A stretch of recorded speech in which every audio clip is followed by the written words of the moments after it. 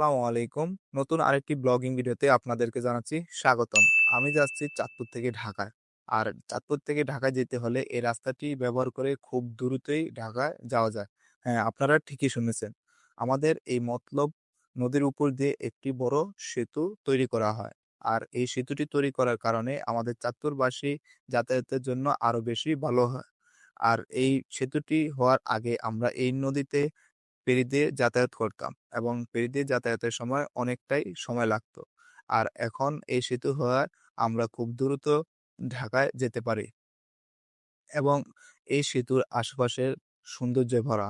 এবং আমি যদি বলি, এই সেতুর রাস্তার পাশ দিয়ে ছোট বড় গাছ থাকার কারণে এই সেতুটিকে আরো বেশি সুন্দর লাগে।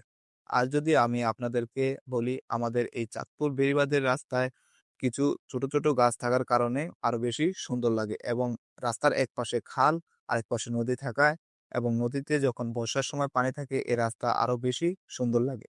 এবং আমাদের চাঁদপুরের এই সৌন্দর্য রাস্তা সবাইকে দেখার একটা সুযোগ করে দেবেন এবং যদি ভিডিওটি ভালো লাগে অবশ্যই লাইক এবং একটি কমেন্ট করবেন।